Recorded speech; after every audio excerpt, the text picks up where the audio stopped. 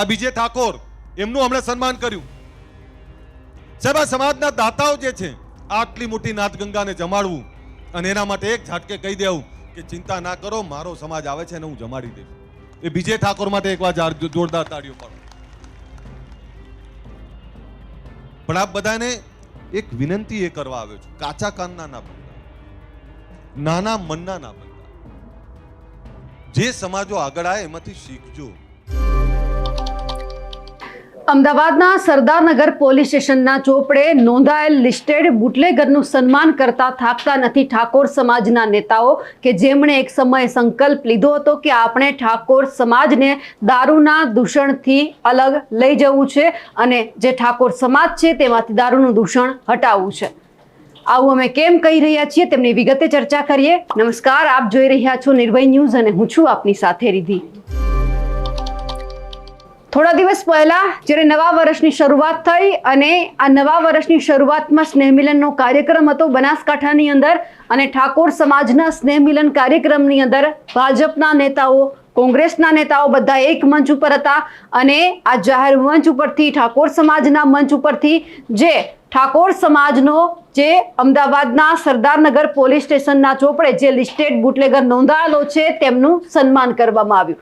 હવે કેમ સન્માન કરવામાં આવ્યું? કારણ કે જ્યારે ઠાકોર સમાજનો આ સ્નેહ મિલનનો કાર્યક્રમ હતો એમાં જે જમણવારનો ખર્ચ છે, જે જમણવારના દાતા હતા એ આ સાહેબ પોતે હતા. પરંતુ આ તમામ જે અત્યારે મંચ ઉપર આપણે જોયું ત્યારે સૌથી પહેલા સવાલ એ થાય છે કે કોઈ પણ રાજકીય નેતા કેમ ના હોય, એમની પ્રતિષ્ઠા એ વ્યક્તિથી નક્કી થાય છે કે કોની સાથે ઊભા થાય છે, કોની સાથે બેસે છે, કોની સાથે હળે મળે છે. કારણ કે આ મંચ ઉપર આપણે જોયું કે ઠાકોર સમાજના અગ્રણીઓ, પછી અલ્પેશ ઠાકોર હોય, સ્વરૂપજી ઠાકોર હોય, આ તો ભાજપના નેતાની વાત થઈ. સામે પક્ષે કોંગ્રેસના જે સાંસદ છે બનાસકાંઠાના જ્ઞાનીબેન ઠાકોર, આ બધા જ એક સાથે હતા અને આ બધા જ દ્વારા જે આ બુટલેગર છે તેમનું સન્માન કરવામાં આવ્યું. વાંધો કે સવાલ અહીંયા એટલા માટે ઊભો થાય છે કારણ કે જે ઠાકોર સમાજના જે અગ્રણીઓ છે, નેતાઓ છે, એવું કહે છે કે અમારે અમારા સમાજને દારૂના દૂષણથી દૂર કરવો છે. જે દારૂનું દૂષણ ફેલાયેલું છે એ દારૂના દૂષણને હટાવવું છે અમારા સમાજમાંથી, અને અમારા સમાજને પણ બીજા સમાજની જેમ આગળ કરવો છે. એટલા માટે આ તમામ નેતાઓ ઉપર અમે સવાલ કરી રહ્યા છીએ કે તમે આ જ મંચ ઉપરથી દારૂના દૂષણને હટાવવાની મોટી મોટી વાતો કરી હતી અને કહી દીધું હતું કે જો આપણો દીકરો દારૂ પીને આવે છે તો પછી આપણે કોઈની પાસે આશા એવી ન રાખી શકીએ કે કોઈક દીકરી આપણા ઘરમાં આપે. પહેલા આપણે આપણા પરિવારને સુધારવો પડશે, આપણા દીકરાને સુધારવો પડશે. અને એ બધાથી સૌથી મોટી વાત એ કે જે ઠાકોર સમાજ છે એમાંથી દારૂનું દૂષણ દૂર કરવું પડશે. જ્યારે આ વાત થઈ રહી હતી અને એ જ વાત દરમિયાન જે આ બુટલેગર છે તેમનું સન્માન કરવામાં આવ્યું, ફક્ત કારણ એટલું હતું કે તેઓ દાતા હતા. એટલે હવે સવાલ એ પણ છે કે દાતા હોય તો શું થયું? તમે તમારા સમાજ માટે એક નેમ લીધી છે કે એમને દારૂના દૂષણથી મુક્ત કરવું છે, તો પછી તમારે એ પણ જોવું પડે કે તમે કોનું સન્માન કરો છો. શું આમાંથી કોઈ પણ એક નેતાને ખબર નહીં હોય કે આ વ્યક્તિ કોણ છે, આમની ઉપર કેટલા ગુના નોંધાયેલા છે? ગુનાહિત પ્રવૃત્તિ ધરાવતા વ્યક્તિનું જો તમે સન્માન કરો છો, તમે એમની સાથે એક ફોટો પણ પડાવો છો, તો સીધા જ રાજકીય જેટલા પણ નેતાઓ છે તેમની ઉપર દાગ લાગે છે.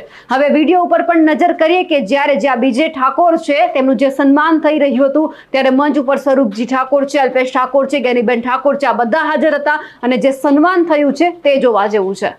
સાહેબ, અહીંયા સમગ્ર સમાજને જેમણે જમાડ્યો છે એવા દાતાનું સન્માન કરવા માટે અમે આપ નેતાગણને વિનંતી કરીએ છીએ. આખાય ભોજનના દાતા બીજે ઠાકોર, નાથપુરા વાળા, Khodalraj restaurant, Zorko brand of food lovers, Deodar, એમનું સ્વાગત કરવા માટે વિનંતી કરીએ. અલ્પેશભાઈ સાહેબ, જ્ઞાનીબેન, કેસાજી સાહેબ, સ્વરૂપજી, અમરતજી, આપ સૌ જોડાશો. મોટું છે, હાથવાળી હશે.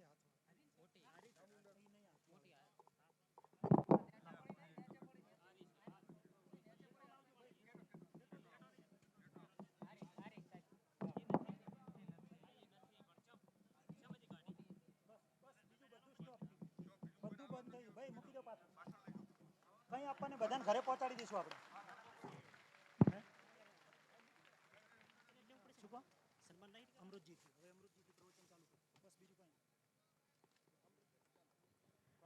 ખૂબ ખૂબ ધન્યવાદ બીજે ઠાકોર સાહેબ, સમાજના દાતા.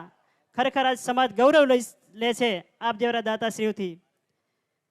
ખરેખર દિવાળીનો પ્રસંગ, પણ સમાજ માટે આજે દિવાળી આવીને ઊભી છે ત્યારે હૃદયના ભાવથી આપ સૌનું એક તરફ આ મંચ ઉપરથી દારૂના દૂષણનો વિરોધ કરવામાં આવ્યો તો બીજી તરફ લિસ્ટેડ બુટલેગરનું પાઘડી પહેરાવી સન્માન પણ કરવામાં આવ્યું. બીજેપીના મંત્રી સ્વરૂપજી, પૂર્વ મંત્રી કેસાજી, એમએલએ અલ્પેશ ઠાકોર, કોંગ્રેસના સાંસદ જ્ઞાનીબેન ઠાકોર એક મંચ ઉપર હાજર હતા. આ બધાએ આ જે બુટલેગર છે એમનું પાઘડી પહેરાવી સન્માન કર્યું.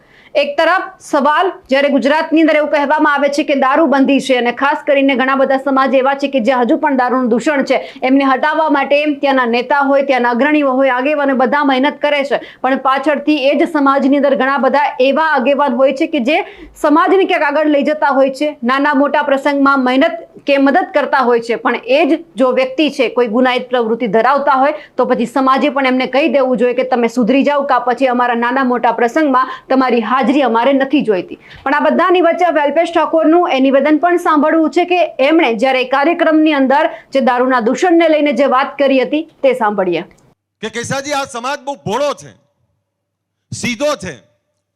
આ ગાંધીનગર, આ પાટણ, આ ઉત્તર ગુજરાત, સૌરાષ્ટ્ર, મધ્ય ગુજરાત, આ તમામ જગ્યાએ મોટા શૈક્ષણિક ભવનો બનાવવા છે, પણ રથ લઈને જવું છે, રથ ઉઘરાણા માટે નહીં જવું.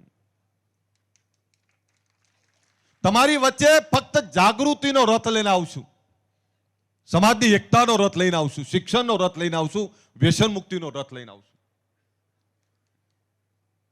કારણ કે જ્યારે જ્યારે ઉઘરાણા કરવા નીકળ્યા થાકી ગયા, ચિંતા ના કરો, અમદાવાદ ગાંધીનગરમાં બહુ બધું છે, ત્યાંથી જ ભેગું કરીને બનાવી દઈશું અમે. હમણાં અહીંયા આપણા કન્યા છાત્રાલયની વાત કરી એમણે, તો મહારાજ મુકેશભાઈ ભરવાડ દ્વારા અહીંયા 5,51,000 આ કન્યા છાત્રાલય માટે હું આપું છું. આ બીજે ઠાકોર, એમનું હમણાં સન્માન કર્યું. સાહેબ, આ સમાજના દાતાઓ જે છે, આટલી મોટી નાથગંગાને જમાડવું અને એના માટે એક ઝાટકે કહી દેવું કે ચિંતા ના કરો, મારો સમાજ આવે છે અને હું જમાડી દઈશ. એ બીજે ઠાકોર માટે એકવાર જોરદાર તાળીઓ પાડો. પણ આપ બધાને એક વિનંતી એ કરવા આવ્યો છું, કાચા કાનના ના બનતા, નાના મનના ના બનતા. જે સમાજો આગળ આવે એમાંથી શીખજો. જે સમાજો આગળ આવે તો કેવી રીતે થયા? તે સમાજો શિક્ષણ તરફ આગળ વધ્યા, એમણે વ્યસન મુક્તિ અપનાવી, ધર્મનું સાચું આચરણ કર્યું, ધંધા રોજગાર કર્યા. તો આપણે પણ એ જ દિશામાં આગળ વધવું પડે. અને સમાજના આગેવાનોની ભૂલ થાય તો બંધ રૂમમાં કાન મરોડજો, પણ જાહેરમાં સમાજની ફજીતી ના કરતા.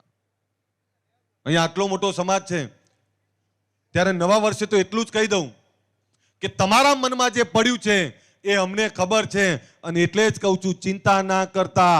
આવનારો સમય તમારો છે, તમારો છે, તમારો છે, આવવાનો જ છે. અન્યાય સહન કરવું એ નિર્બળતા છે. આવા એક નેતા નહીં પરંતુ અનેક નેતાઓ આપણને એવા જોવા મળ્યા હશે કે જે અનેકવાર ચર્ચામાં આવ્યા હશે, કારણ કે એમના ફોટા જે પણ વ્યક્તિ સાથે સોશિયલ મીડિયા ઉપર વાયરલ થતા હોય છે એ વ્યક્તિ કોઈ પણ નાની મોટી પ્રવૃત્તિઓમાં સંડોવાયેલા હોય છે, પોલીસ ચોપડે એમનું નામ નોંધાયેલું હોય છે, અને પછી જ્યારે નેતાઓને સવાલ કરવામાં આવે છે ત્યારે તેઓ બચાવનો એક રસ્તો છે તે પણ શોધી લેતા હોય છે અને કહી દેતા હોય છે કે અમને ખબર નથી, કોઈક આવ્યું હશે, ફોટા પાડીને જતું રહ્યું હશે. પણ અહીંયા જ્યારે સન્માનની વાત આવે, જ્યારે વ્યક્તિત્વની વાત આવે, ત્યારે તમામ રાજનેતાએ સમજવું પડશે અને જાણવું પડશે કે આપણે અત્યારે કઈ જગ્યા ઉપર બેઠા છીએ, આપણે આપણા સમાજનું પ્રતિનિધિત્વ કરી રહ્યા છીએ. તો પછી જો કોઈ આવી ઘટના બને કે આવું આપણી સામે આવે તો એક વખત આપણે પણ વિચારી લેવું જોઈએ, કારણ કે એક વ્યક્તિના કારણે આપણા રાજકીય કરિયર ઉપર પણ દાગ લાગી શકે છે. હવે જે આ મામલો સામે આવ્યો છે તેમને લઈ આપ શું માનો છો, કમેન્ટ કરીને ચોક્કસથી જણાવજો. સાથે જ અમારી નિર્ભય ન્યૂઝ ચેનલને લાઇક, શેર અને સબસ્ક્રાઇબ કરવાનું ભૂલશો નહીં. નમસ્કાર.